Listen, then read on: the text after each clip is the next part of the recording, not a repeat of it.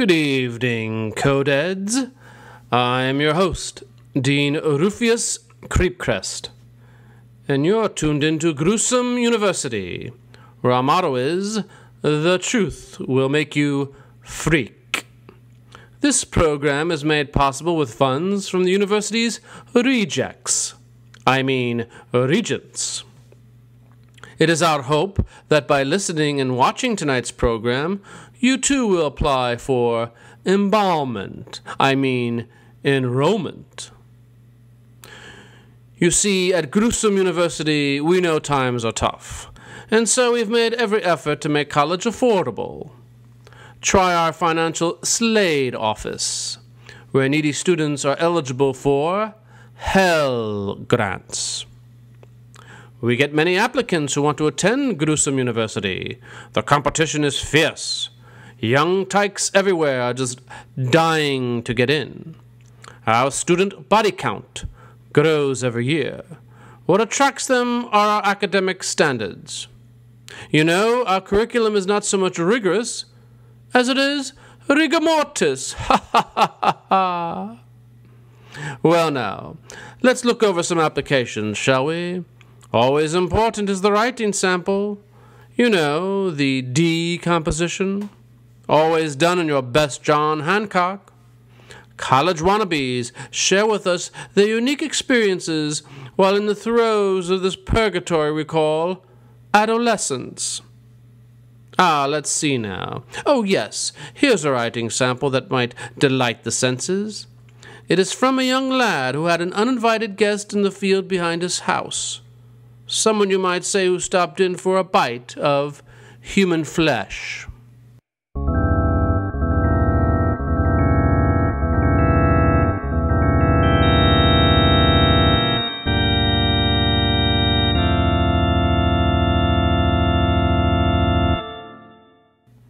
Well, that sounds appetizing. Listen up, young scholars. Here now is a story to scare the wits about you, to shake up those dead brain cells to help you pass freshman English. The title of it is Backyard Zombie.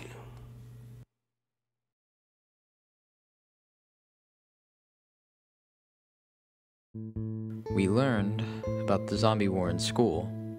That is, we briefly learned about it. My teacher didn't call it a war. She called it the Troubles. Everyone else knew it was a war. We all knew that the zombies once roamed our cities, our towns, and our villages. We all knew they were killed off. They were gunned down, burned, and bombed. They were beaten, stabbed, and scourged. They were crushed under the weight of heavy vehicles. They were baited onto airplanes, tens of thousands of them. They were flown over the Pacific Ocean, and an hour into a flight, the pilots parachuted out their cockpits, and the planes crashed into the deep blue waters, and everyone on board drowned. It was a harsh and ugly time that the government wanted us to forget. They sought to dim the view of history. My generation was to learn only the generics of the Troubles. We knew when and where, but not why. Unknown may have been the war's causes, but what was known were the feeding habits of the zombies. Their appetites were extreme. They devoured the old and young, strong and weak. Millions were consumed by zombie hordes. The feasting stopped only when the survivors rose up to kill the cannibals, without regard, shame, or regret. How did I know this? Not by my history textbook. Instead of school, I turned to those who fought the war to learn more about it. These were the men and women who killed zombies. These were the militias, everyday citizens who armed themselves to extinguish the great threat. They were people like my Uncle Jabe. He was my mother's younger brother who dropped in on us once a week after my father died. Uncle Jabe owned the property adjacent to ours. His was a sizable tract of undeveloped land that made up much of the county's western half. Yeah, those were the good old days. The government didn't like us killing them zombies. They were trying to heal them. Imagine that. They thought up an antidote. They sprayed a vaccination from high above in the air like they were God giving us a summer rain. They were all upset when that didn't work. A whole bunch of zombies were caught chewing up on old-timers at a nursing home. From then on, we took on dealing with them greetings ourselves. We killed millions of them. That was when the government acted, paid top dollar the more you killed. I collected thousands of dead heads and made enough money to buy half the whole dang county. Hee hee! Uncle Jabe pushed up the brim of his cowboy hat. He grinned teeth white as marble and wrinkled a nose flattened from one too many barroom brawls. That's right, boy. Don't let them ever fool you. Don't believe them when they say that all the zombies are gone. Them zombies are like the Injuns. Just because you ain't seen any, don't mean they ain't out there. Uncle Jabe's words echoed in my ears. What he said inspired me to be more attentive to gossip and rumors that the living dead still existed. I saw on the internet photos of zombies. One person wrote on a blog that it made sense that zombies still lived. Soldiers who battled them swore the bites of zombies injected a venom that caused victims to become one with the walking dead. If that was their means of procreation, then they could still exist. I was a good student.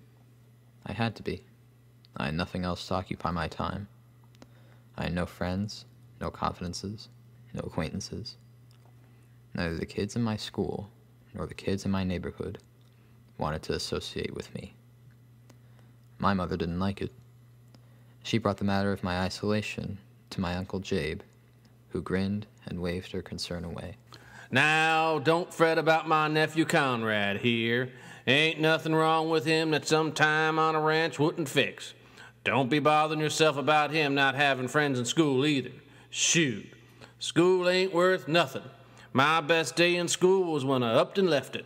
All those nagging old ladies running around telling me what I got wrong all the time might as well stick me in a jail cell and feed me boiled oats 3 times a day than put up with that bullshit. My Uncle Jabe's disdain for school did not extend to me. I liked going to class. I was in the 6th grade, and I aced every exam. My teachers called on me often. I thought about becoming a scientist. My bright years in school were only dimmed by the reality of my loneliness. I was younger than everyone in my class. I was smaller and less agile. The boys wanted action. They wanted a skilled player to equal them, someone who could run as fast, who could jump as high, and lift as much. I knew I would always be physically inferior. I knew I would always be in exile among them. My time at home was spent in quiet hours, reading and studying, waiting for my mother to come home from work. When the sun shone brightly in the afternoon, I would take a break and step out onto our back porch. I would sit and look over a grassy field that was our backyard. We had 5 acres, given to us by my Uncle Jabe. The nearest neighbor was a mile away. The scene ahead was changeless, except for the wind brushing the trees. Here, I forgot my concerns at school and let nature ease my mind. It was while taking a break from my studies on a cold spring day I first saw him. I thought he was drunk. He staggered, fell, rose, and flung his arms aimlessly. I then thought he might have been physically ill or mentally challenged. From afar, I could hear him grunt and heave. I retrieved a pair of binoculars and saw his face up close. He donned bleach, white features, a mouth that was round and narrow, front teeth, green and brown, crooked and pointed, chipped and broken. His nose was long and Roman-like, but warped and twisted. His cheeks were darkened from old dust, his skin peeled from dried boils, scabs and scars. I saw his eyes, gray like a storm, a protruding forehead with hair the color of tar. He was a zombie. I watched him as he roamed the edge of our property, near a gully and a thicket of brush. He did not look my way, but kept walking across the grass. He seemed immune to his surroundings, unaware of the sky above and the ground below. He moved without reason, without thought, without inclination. He was dead, yet alive. I watched him closely, only to see him disappear from view. Strange how one moment he was there, and the next he was gone. I peered ahead with my binoculars. I searched the grasses. I saw an opening in the ground. It was a hole that someone recently dug. I walked the length of the field until I heard his heavy breaths, grunts, and groans. I came to the edge of the pit and saw, at its bottom, the zombie waving his hands, banging the dirt walls. The chasm must have been 6 feet wide and 10 feet deep. There was no rope or vine for the zombie to scale the walls. He sniffed the air, turned around his body, and perched his head to see me. His eyes were wide and unblinking. His voice was low and hoarse. He reached his hands toward me. He opened and closed his mouth. I stood silently and watched. I was immune to the cold wind and blinding sun. My full attention was this human creature in my backyard. A man with no conception, no thought, no cognition, only the urge to bite. The clipping sound of teeth was all I heard. He stood on his toes with hands stretched toward me. He stayed there wanting to reach me, and with his teeth clipping in the air until he gave up, turned and collapsed on the floor. He did not move from that position. He was in a state of slumber. He was a living dead man asleep. I abandoned him and returned to the house. Inside, waiting for me, was my mother and Uncle Jabe. I thought for a moment he might have seen the zombie, but that was impossible since the hole was too far away. I had the only pair of binoculars in the house. Saw you staring down that hole out there. Yep, I dug a pit a week ago when you were at school and your mama was at work. I tested the ground, found out that there was oil out there. Yep, I'm gonna make us all richer than Arab sheikhs. Your mama didn't want me to drill near her flowers, though. Okay by me, no need to. I'm gonna do it on my property. You see, I'm gonna get me a big old pipe, stick it in the ground deep, twist it around, and reach all the way out there, right near that pit where you were looking at. Fracking is what we call it. No need for your mama to worry. I ain't gonna touch her daffodils or tulips. We'll be way below the roots. Shoot, we'll be as close enough to hell to pick fights with demons. Ha ha! I kept looking out the window while he ate one of Uncle Jabe's steaks. He kept going over his plans for drilling oil. He detailed his budget and equipment. He said he had a crew working around the clock and thought he might hit a gusher soon. At night in my bedroom, I looked out my window to see if the zombie escaped. I observed, with my binoculars, the area around the pit. There was no figure, no movement of anyone. I slept, satisfied that the zombie was still at the bottom of the hole. At school the next day, I had difficulties concentrating. I was anxious to get home and see the zombie. At recess, I stood by a group of boys. There was James Hoban and Kyle Peters, the biggest kids in class. There were also others like Giles Dunsborough, the dumbest kid in class, who sat next to me and failed all exams, even the ones he cheated on. They talked about a video they saw of nude female zombies walking on a beach. You could see everything. They were walking on the beach with their boobs going up and down in the air. It was great. Did anyone touch them? No, idiot. The zombies will eat you. Hey, you know what we could do? We could tape their mouths. Then we could squeeze their boobs as long as we want without getting bit. Yeah. Yeah. Excuse me, but, what beach was this? Huh? What beach? Who cares, dick brain? Well, the less information, the likelihood it was staged. Don't you want to know if the video was faked? You ask the stupidest questions. Get him out of here. Get lost, queer. The other boys waved me away. The remainder of recess, I roamed the playground alone. When school ended, I rushed back home. I went to the freezer and took out a sirloin steak, one of many that Uncle Jay brought for us. I rushed outside onto the grassy field, to the hole where I heard the soft shouts of the zombie. The zombie was a shoddy figure who grunted at my presence. He bit the air when he saw me. On his face, I saw red feathers from a dead cardinal by his feet. The bird flew in the hole and became a snack. I stepped back instinctively when he reached his hands toward me. He stared at me and salivated. He was still hungry. "I brought you something," I said. I tossed him the frozen cut of meat, still encased in plastic wrap. It smacked him in the chest. He opened his mouth wide and clamped down on the frozen steak. He tore up the plastic off with his teeth. He then bit into the frozen flesh and chewed each piece.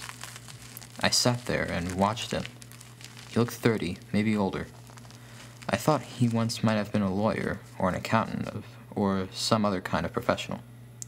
He wore a button-down collar shirt and bow tie. He had on wool pants and his shoes were made of fine leather. His clothes were torn in places and stained with bits of leaves and dried sod. I sat there for a moment before I started talking to him. "I wonder where you come from," I asked. He kept chonking on the frozen steak while it slowly thawed in his mouth. "I know you want to get me. You eat people. I'm not going to let you escape, though. You can stay here. No one will know. I will feed you every day, but I will never let you leave." He grunted with bits of meat around his mouth. Kids in my school never believe I have a zombie. They believe what they see on television or what they see on the internet. They won't even let me speak to them. They hate me because I'm younger and smarter than they. Did you like school? Were you like me? Did kids wish you were not there? I wonder what it was like for you. I wish they would include me. I don't like to be alone. I stayed there and talked to him all afternoon. He bit the air and stared at me with cold eyes. He wanted to escape his new prison. He wanted to attack me and devour my body. He wanted to roam the countryside and look for others to eat. As the sun set, I rose to leave. "I will see you tomorrow," I said. Back at the house, my mother was fixing dinner. She asked about my day at school, and I told her about some upcoming exams. After we ate, I completed my homework, washed, and then went to bed. I rose early and rushed to school. We had 2 tests in the morning, one history, the other math. At recess, the boys gathered under the basketball hoop. They were listening to Kyle and James argue about the possibility of zombies living in our town. Kyle thought it unlikely. He turned to all of us and asked if anyone here has ever seen a zombie. Their collective heads shook. I then stepped forward and raised my hand. "I have." You've seen what? "A zombie. I've seen a zombie." Get lost. "No, really. I have seen a zombie. I saw him yesterday. I fed him. He fell in a pit in my backyard. I'm telling the truth." Okay, then show us. Today. I stood there in silence. I hadn't expected him to challenge me so quickly. I don't think I can do that." You see, he's a liar. I say beat him up for lying. "I am not lying." Oh yeah? Then why don't you show us? "Because, well, I don't know." Yeah, you're a liar. "That's right. Punch him in the face. Yeah, blackest eye." James pulled back his fist. I was staring at his broad knuckles. I raised both my hands. Wait. Okay, after school. I will show him to you after school." And if he's not there, we will beat you up at your house. Soon the recess bell rang and we returned to class. I was relieved not to get hit, but I wasn't sure about showing them the zombie. What if the zombie escaped? Would I get beat up then? I was the last to step outside when school ended. There I saw James, Kyle, and Giles waiting for me. They were joined by 2 other kids from class, Steve and Hank. I led the group along a 2-lane highway beyond forested hills to a flat plain of homes in the countryside. When we got to my house, I ordered them to go around the back while I went inside to put away my backpack. When I joined them outside, I saw them standing by the hole in my backyard. By the time I reached them, they were already peeking over the edge. The zombie's head was staring down at his feet, at the bones and fur of an animal. It was the remains of a squirrel who had fallen in the hole.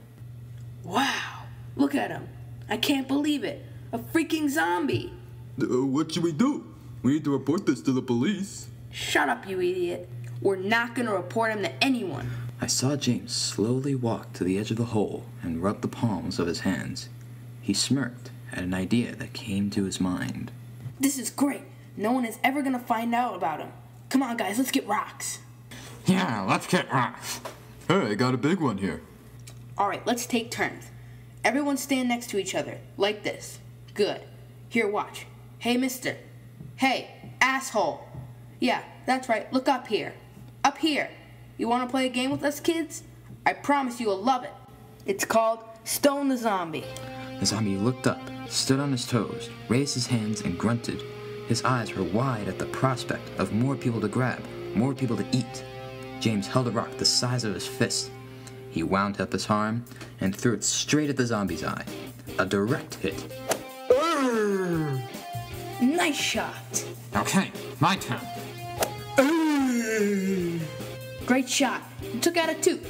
Childs and the others, Steve and Hank, threw their rocks. One hit the zombie atop his head, while the other hit him in the ear, and the last one missed. I watched the zombie touch his face. He was bleeding below his eye. His lips quivered when his fingertips rubbed the new scar. He looked up at me and stretched out his hands. His expression was the same as it was the day before, vacant, motionless, unfeeling. I couldn't understand what he wanted. Was he trying to reach me to devour? Or was he pleading to me, to help him, to stop the abuse? The boys went to get as many stones as they could carry and laid them on the ground. By their feet was a geologist's inventory, a mix of igneous, sedimentary, and metamorphic rocks. James pointed to Childs, who took a step forward and threw down a fat sandstone that connected between the zombie's eyes and exploded into bits of sand. Great shot. Yeah, great. In another boy's hand was a rock as flat as a wafer, with edges that were jagged and sharp, like an old knife. He flung the slider in the air. It spun rapidly down the pit until it stabbed the zombie in the throat. The zombie stood back and raised his arms in confusion. He leaned against the dirt wall, reached the projectile, and dislodged it from the neck with blood seeping out. The zombie exhaled loudly and stepped forward to the center in the hole. He did not turn away. I wanted him to show his back to us, protect himself, and withstand the bombardment. Yet he remained looking up in our direction. He kept staring at us and reached his hands upward. What a retard. He's so stupid. Okay, mister. You want it, you got it. Everyone get a rock. Beam him. Beam him with everything you got. Here, take this. How about this? Yeah, give it to him. Yeah.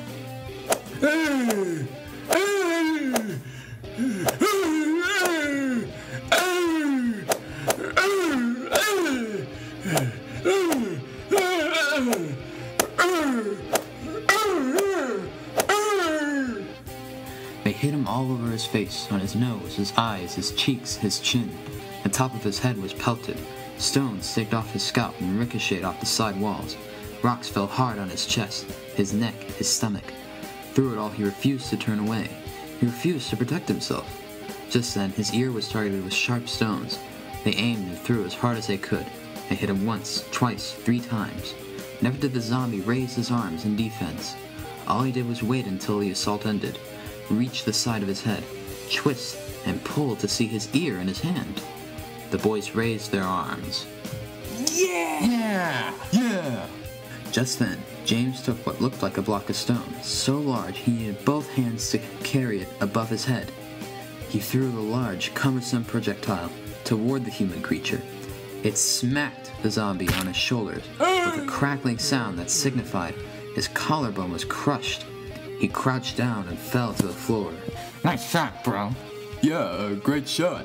The boys gave each other high fives, cursed the zombie, and kicked dirt on him. Then they turned away from the pit's edge and walked back to the house. I stayed behind, still at the pit's edge. I stayed there looking down at the zombie. I kept watching until he regained consciousness, stood upright, as he was before, except his neck was twisted, and his head was slanted from one side from the damage done by the heavy stone. He grunted and slowly raised his arms. I looked into his cold gray eyes. "I'm sorry," I said. "I should have stopped them." Just then I heard my name. It was the first time my name was called out by a classmate. I left the zombie and went back to the porch. There, James put one arm on my shoulder and raised his hum. Fellas, let's hear it for the zombie catcher. Yeah, way to go. Yeah, man, that was great.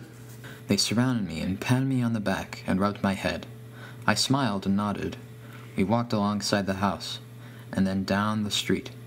They relished their attack of the zombie. They laughed at the many stones they threw. They smiled at the scars they gave to the creature. They walked ahead of me, said goodbye, and just before they turned the corner, I saw James turn my way and smile broadly. Tomorrow, kid, you hang with us. You're one of us now. I returned home and took each step slowly toward home. I felt a new phase had begun in my life, one where I had friends in school, one where I belonged to a group. When I got back to the house, I stayed inside. I did not return to the zombie's hole. I remembered my standing there at the edge of the pit with the others. I saw the zombie look up to us. I saw his face unflinching, unmoving, unfeeling. Yet I wondered why the zombie shouted when each rock hit him. Did he feel pain? Did he suffer? Was there a living man inside a dead shell? The door opened and my mother entered with Uncle Jabe. He took long steps toward me, wearing a jacket with black streaks. What happened to you? Nothing but some oil. Got sprayed by some oil. It's a good sign. We almost hit a gusher. Here, partner, let me show you something. This is for you, partner. I got you a smartphone. My number already programmed in it. You know how this works, don't you? Boy, I want you to be the first one to know. When I hit that gusher tomorrow, I'm getting real close. Been working on it a while. Got the tubes right under that field back there, but I'm not down enough yet. I gotta go deeper. Tomorrow it'll be like I'm in a diner's kitchen. I'll be touching plates. Isn't that dangerous? If you get too close to the Earth's tectonic plates, then you can cause an earthquake. Now, don't you go believing those tree huggers, partner. Nothing wrong with fracking. It's as safe as sucking up milk from a straw. Besides, if the earth shakes a bit, nothing wrong with that. It's like shaking up a soda can. You get the foam before you get the Coke. I now have my mother's and Uncle Jabe's cell numbers available for instant access. I completed my homework after dinner and went to bed, anxious for school the next day. In the morning, on my way to school, I found Childs waiting for me in the front of his house. He gave me a high five when I approached him. 2 blocks down, we were joined by Hank and Steve. At school, James and Kyle saw us. They were sitting on the front of the stairs and recalled the day before. They laughed at their assault of the zombie. James asked if they could return to my house. I hesitated to answer. I kept thinking about the zombie crouched on the floor. The bell rang and we lined up for class. We had a test on English and a long lecture about geography that took up much of the morning. At recess, I gathered with the group in a basketball court. One classmate asked when I first saw the zombie. Did I dig that hole to trap him? I lied and said yes. They asked again if they could come to my house. I said I was not sure. I made something up about my mother having a friend over. Wait a second. Your mom doesn't know you have a zombie? Well, no. I mean, I haven't had time to tell her yet. Hey guys, get this. Conrad didn't tell his mom. That means we can go over today. Again. When the recess bell ended, we returned to class. The afternoon was dominated by films about animals and national parks. When school ended, I drifted the hallways. Outside, I found no one waiting for me. When I got to my house, I heard voices. I rushed to my backyard and saw James, Kyle, Childs, Steve, and Hank standing at the edge of the pit. I ran fast to where they stood. There, I looked down at the hole. I saw at the bottom of the pit the zombie hunched over. He showed only the top of his head. He had just been pelted by a rock. The zombie looked up after he heard me. He was holding his nose in his hands. What did you do to him? What do you think? I gave him a nose job. Hey, relax. You didn't miss anything. We just started. No, you haven't. This is my house. This is my yard. I won't let you. I pushed James to the ground as the other boys stood still. He quickly jumped back up and punched me in the face. I fell into the arms of the other boys, my mouth throbbing in pain. They threw me to the side of the ground. What's wrong with you, assface? He's a goddamn zombie.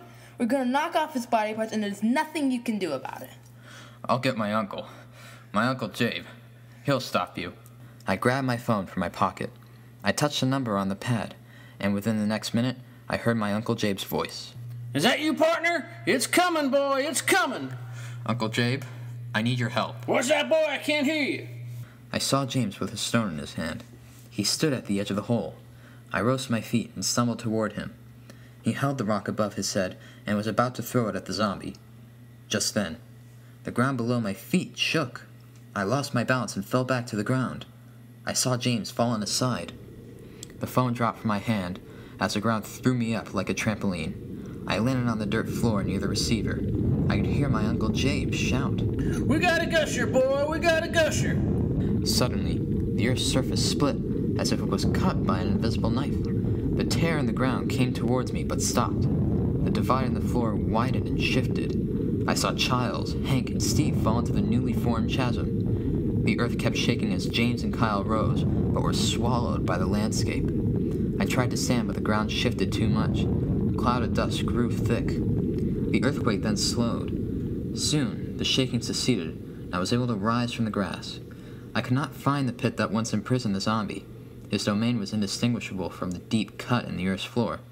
I looked down at the bottom of the new canyon and saw my classmates there stranded in pain. Ah! My legs are broken! Mine too. Suddenly, behind them, I saw the zombie. The walls of the pit had collapsed outward. He growled softly. He saw my classmates huddled in pain and in dismay. They screamed at his appearance. The closest to him was James, sprawled on the floor. The zombie stretched his hands. He crouched down and grunted. He touched the large boy's feet, his knees, his chest, and then his face. He then wrapped his fingers around James's neck. He leaned forward on his knees and bit James's face. He looked up and growled with human flesh in his mouth. He moved his head up and down, biting and ripping James's arm. The other boy screamed. The zombie stopped, grunted, and turned to Kyle. He quickly flung himself at the boy and began to gnaw on the boy's face. Within minutes, Kyle's screams stopped. The other 3 boys were pinned down by rocks. They cried and screamed but could not move. He attacked them one by one. He bit them and consumed parts of their bodies. I couldn't stand the sight. I ran into my house and locked the doors and the windows. I then got my mother's gun, given to her by my Uncle Jabe. I filled the pistol chamber with bullets and stood ready at the dining room table, watching the field. As the hour passed, I saw the zombie rise from the deep chasm with my classmates behind him. They paraded from the damaged earth and disappeared from my sight in the forest beyond. Just then, the door opened, and in walked my Uncle Jabe. I turned, a gun still in my hands. I shook with tears streaming down my cheeks. What the hell's going on? Calm down, boy. It can't be that bad. Uncle Jabe got me a glass of water and sat next to me. I gave him the gun. He asked me what happened. I told him how the zombie fell into the hole, how I gave him food, how I spoke to him, and how my classmates attacked him. I told him how the zombie killed and turned them into zombies. Uncle Jabe stood up from the table, entered through the garage door, and returned with 2 rifles. Well, boy, some days are like gifts from heaven. This is one of them. I had a gusher making us richer than crooked politicians. And now, we got zombies. Nothing better than zombie hunting. Come on, boy, take this rifle. Nothing keeps a family together more than hunting and killing zombies. Ha ha! Uncle Jabe and I drove the area in his pickup truck, searching for zombies. He called his friends to join us in the hunt. He said it did not matter if zombies were once my classmates. He told me never to hesitate when it came to killing zombies. In the back of the shopping mall, we saw Kyle, Childs, Steve, and Hank huddled by a garage dump. I stayed inside as I saw each of my classmates' head explode from getting shot by hollow-tipped bullets. Then from my side, I saw a zombie a little taller than me. It was James. He was walking quietly toward my uncle. I immediately left the truck, aimed for James's head, and fired. I hit him with the first shot. As with the others, his head exploded from the impact. Uncle Jabe turned and grinned widely. Back in the car, we drove searching for the last zombie. He was my escaped prisoner, and although we covered the countryside, we could not find him. It was past midnight when Uncle Jabe gave up the search and took me back home.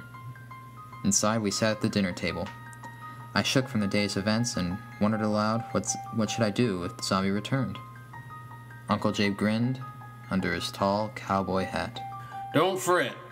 When that old zombie comes back to his hole in that backyard of yours, you'll know what to do.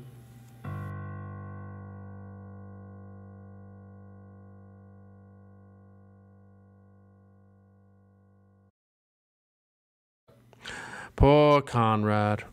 His only friend is gone. I wonder if they'll ever see each other again. You know, he was such a fine fellow. It was so commendable how he mentored the youth. Even though they were of different generations, they ended up sharing the same taste. Yes, after that tale, I'm hungry for more. Oh, but sadly, that is all the time for terror we have for today. We invite each young applicant to subscribe and like Gruesome University, if you dare. More dark and twisted tales are yet to come. Until next time, remember, Gruesome University, where all students major in horror.